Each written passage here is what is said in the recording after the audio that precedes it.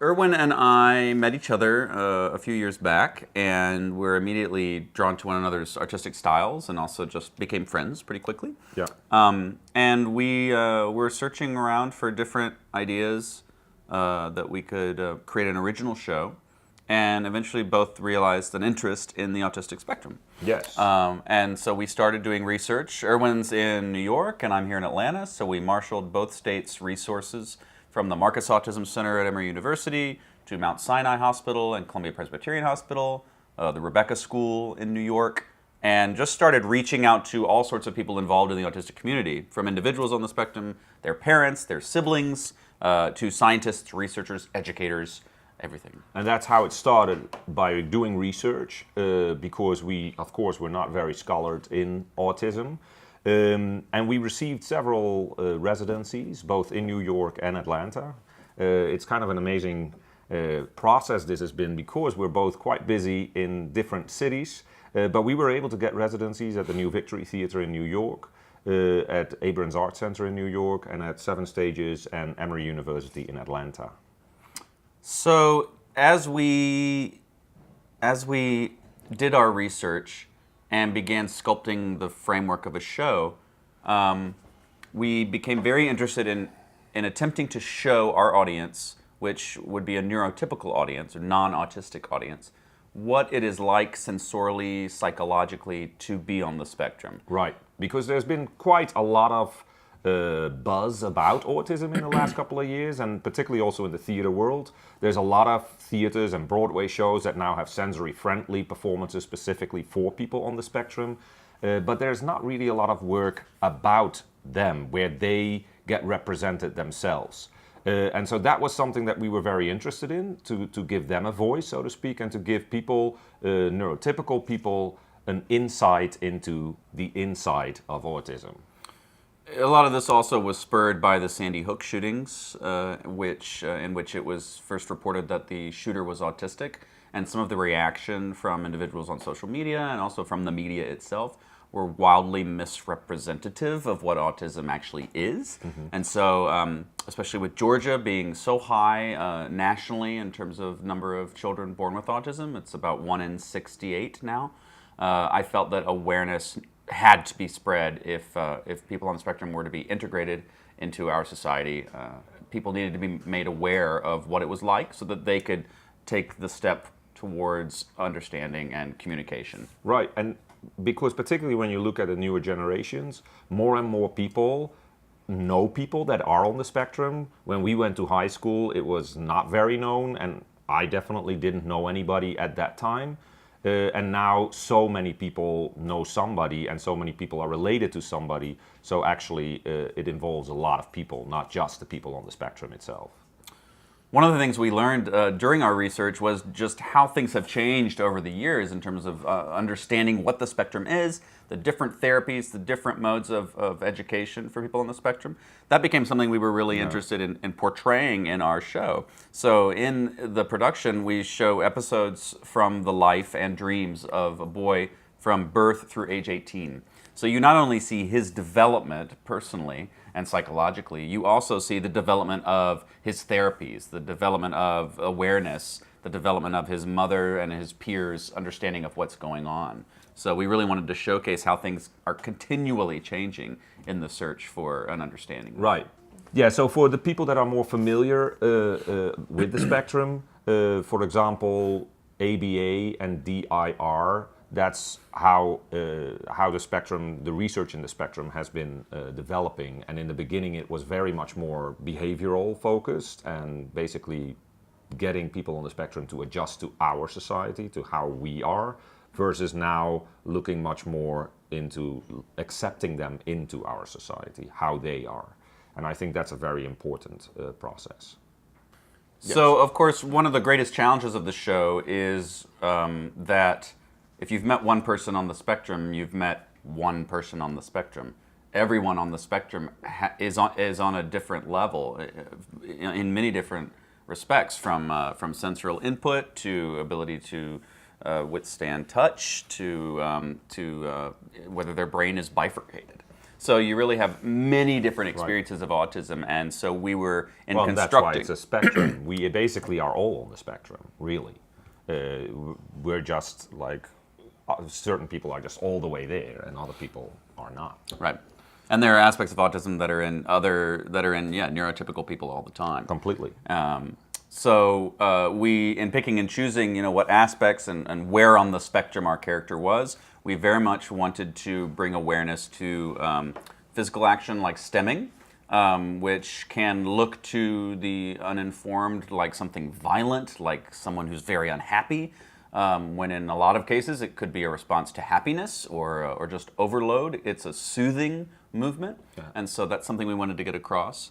Also, just particularly sensorial effects like visual and sonic, when things are too loud or when the person on the spectrum's focus can be on the tiniest sound in the background, but to them it's overwhelming all other sounds in the room.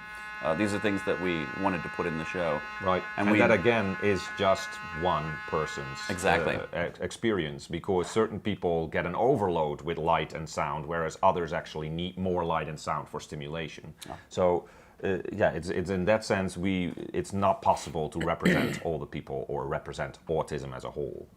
We're very lucky to have a parallel performance, if you will, happening right before our show. So if you come to see Inside Eye, you'll get to also see I Direct Myself, which stars Sam Gross, who's an intern on the spectrum, who's been working with us here at the theater for a long time. Okay, so here is the tech table of Inside Eye. Inside Eye is a rather heavy tech show. We have multiple screens. This is not even all of them that we have.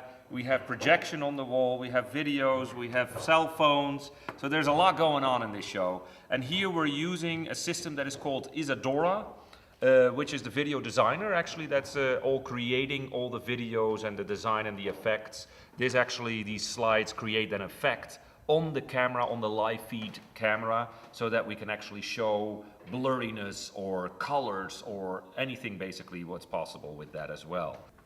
Well, the exciting thing about Inside Eye, I think, for me as well, is that it's not just a story about a boy on the spectrum, but that we're also really incorporating a lot of technology. That has to do a lot with people on the spectrum, that they are very helped by technology. For example, a lot of people now that were uncommunicative before, through iPad and iPhone and new technologies, have been able to find their voice to really be able to communicate to the outside world. The other thing, though, is that we're also really trying to create a production that is both for teens and adults. And of course, with the newer generation, in a way, it's kind of interesting because we all are getting more and more used to watching 3 screens at a time. Is that in and of itself already kind of like crazy that we're doing that? So the use of technology for me is both representative of people on the spectrum, that it's a helpful tool, and yet in a way it also is less communicative in our current society. Mm-hmm. People are less talking to each other, more texting, more all of those kind of things. The other thing as well is that people on the spectrum, of course, experience quite a lot of bullying. And I think that was something that we were very interested in as well. Again, making a performance for young audiences as well. Bullying is something that is very apparent, as it has always been, of course, but it has changed. And there again, technology comes into place. Bullying now is online bullying. And we even had to kind of like had to be educated on that, because when we were in school, we didn't have texts and cell phones and internet and all of that. So it's kind of interesting to hear the stories of how people get bullied on the internet. So that is really a big plus, I find, with the technology. The other thing that the technology was able to do is that it gave us literally an inside eye. So we're using a live feed camera inside the puppet, giving us the perspective of that puppet, of the boy on the spectrum. Mm-hmm. And with new technologies that we can put effects and stuff on the projection of that, we really can give the audience an inside eye of the boy on the spectrum. So I'm talking about this live feed camera, and here we have right now a lifeless puppet, And as you can see, the head is empty, but this is the camera, and here you already see that it's moving around. So we actually are going to put this in his head.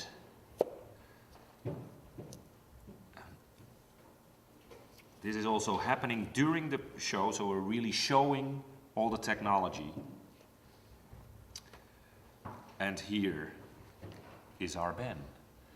And so as you see, wherever he looks at, oh, there's the cameraman. Yes, there is me. So wherever he looks at, we see what he is exploring. Now, I'm not a puppeteer, but our puppeteers have become quite sufficient in doing all these things at the same time, and puppeteering, bringing life into the puppet, and then also making sure that the audience sees what we are seeing.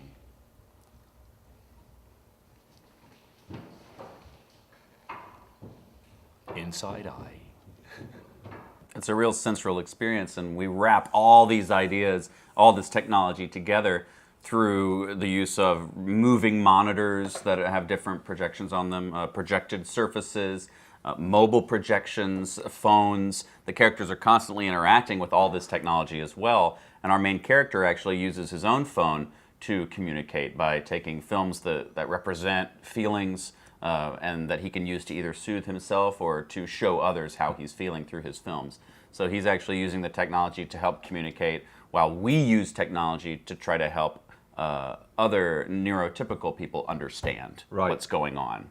And again, also there, the technology, we actually found in our research and in our interviews that particularly phones and iPads are comfort objects, are means that are used by people on the spectrum, not just for communication purposes, but literally also to frame. So for example, watching through the phone or watching through a camera frame, already literally, if you do it yourself, you're already making the world smaller, and in that sense less input, and that for many people on the spectrum is actually very comforting. So our boy is starting to use that initially as to make it more comfortable, see less, but then he starts to develop, or he starts to understand that he can actually use it as a means of communication as well. So I think that's very interesting. It's a huge challenge for our puppeteers. That's kind of amazing in the rehearsal to see. We're throwing a lot at them. So that's kind of exciting also. I think it's a challenge for them, and they're very excited about that as well.